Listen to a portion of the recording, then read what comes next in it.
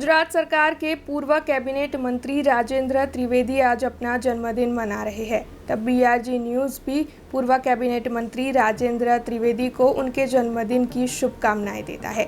वैसे पूर्व कैबिनेट मंत्री राजेंद्र त्रिवेदी आज अपना जन्मदिन सेवाकीय कार्य कर मना रहे हैं, जिसके मद्देनजर पूर्व कैबिनेट मंत्री राजेंद्र त्रिवेदी की ओर से शहर के कारेलीबाग इलाके में मौजूद मूक बधिर स्कूल के बच्चों को भोजन परोसा था। आपको बता दें कि मूक बधिर स्कूल के 300 से ज़्यादा बच्चों को उनकी ओर से भोजन परोसा गया था। दिन भर के दौरान भी विभिन्न सेवाकीय कार्य कर राजेंद्र त्रिवेदी अपना जन्मदिन मनाने वाले हैं। तब मूक बधिर स्कूल के बच्चों में काफ़ी आनंद देखने मिला था। वैसे इस दौरान पूर्व कैबिनेट मंत्री राजेंद्र त्रिवेदी अपने परिवार और दोस्तों के साथ वहां पर मौजूद दिखे थे। માણસે ક્યાંક ને ક્યાંક પોતાના જન્મદિવસને યાદગાર બનાવવો જોઈએ। જન્મદિવસ નિમિત્તે વૃક્ષો વાવતા હોઈએ છે। આ વખતે અમે પણ ભૂતકાળમાં 300 વૃક્ષો ઉછેર્યા છે। 500 વૃક્ષ ઉછેરવાનો નિર્ધાર છે। આજે કેટલાક વૃક્ષો અમે લગાડવાના છીએ, પણ એની સાથે સાથે સ્વયં માનવજાત જે બાળકો સમાજથી ક્યાંક છેટે રહી ગયેલા છે એવા મૂકબધિર બાળકો અહીંયા આગળ, એમાં બાળકોમાં બાળકીઓ પણ છે, બાળકો પણ છે।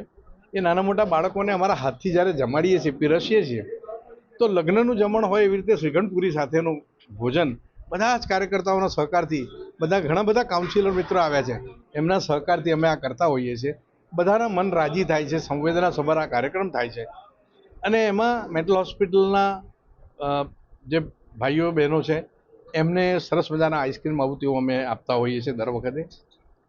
આ કાર્યક્રમ પણ આ વખતે રાખ્યો છે। આ વખતનો કાર્યક્રમ થોડોક નાનો રાખ્યો છે, પણ છેલ્લો જે કાર્યક્રમ છે, જે ધુલકા ફૂલ બાળકો જે રસ્તા પર, ખેતરમાં, જંગલમાં છાંડી દેવાતા હોય છે, એવા નાના બાળકોનું જે ગૃહ છે ત્યાં આગળ એમના આખા વર્ષના ડાયપર, આખા વર્ષના પાવડર, એમને જરૂરિયાતની દવાઓ નાની મોટી અને રમકડા આ અમે છેલ્લે આપીએ છીએ। તો એ નિમિત્તે કંઈક ને કંઈક સમાજને ઉપયોગી કંઈક કરવું જોઈએ, એના ભાગરૂપે આ થઈ રહ્યું છે, બધાના સહકારથી થઈ રહ્યું છે। ધન્યવાદ। अब खबरों से लगातार अपडेट रहना हुआ आसान। बीआरजी न्यूज आपके मोबाइल स्क्रीन पर। आज ही बीआरजी न्यूज की mobile app Google play store और ऐप स्टोर से डाउनलोड करें और खबरों से लगातार जुड़े रहें।